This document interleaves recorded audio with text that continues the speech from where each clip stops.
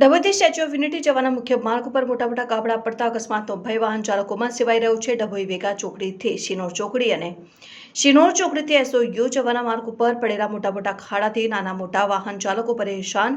માર્ગમાં પડેલા ખાડામાં વરસાદી પાણી ભરાઈ રહેતા વાહન ચાલકો સ્ટીયરિંગ પરથી કાબુ ગુમાવી દેતા ગબડી પડવાના બનતા રહ્યા છે।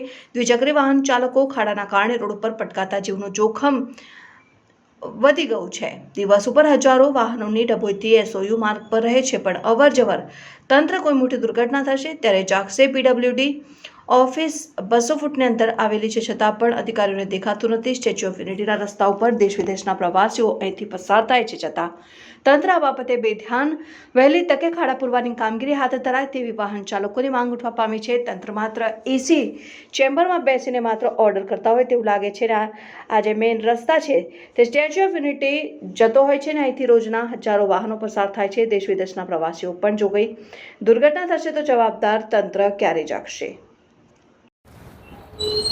હાલમાં ડભોઈથી સ્ટેચ્યુ ઓફ યુનિટી જવાના રોડ ઉપર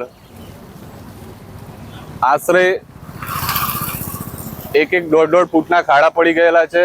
તેમજ આ રોડ ઉપર જો ઘણી દિવસની 5000 ગાડીઓની અવરજવર રહેલી છે। જો આવનારા દિવસોની અંદર જો આ રોડ ઉપર કોઈક મોટો અકસ્માત સર્જાય તો આનો જવાબદાર કોણ? આનો જવાબદાર તંત્ર રહેશે કે પછી આમ પબ્લિક રહેશે?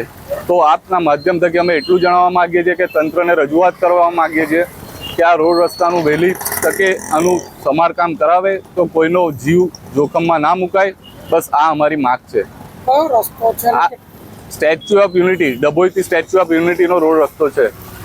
કેટલા વાહન રોજના પસાર છે? રોજના 5000 વાહનો પસાર થઈ રહ્યા છે અને સરકાર શ્રી દ્વારા સ્ટેચ્યુ ઓફ યુનિટીને ગિનીસ બુક ઓફ વર્લ્ડ રેકોર્ડની અંદર સ્થાન આપવામાં આવ્યું છે। જ્યારે આવો રસ્તો હોય તો તંત્રને આ જોવું પડે કે આના માટે આપણે શું કરી શકીએ છીએ અને શું નહીં।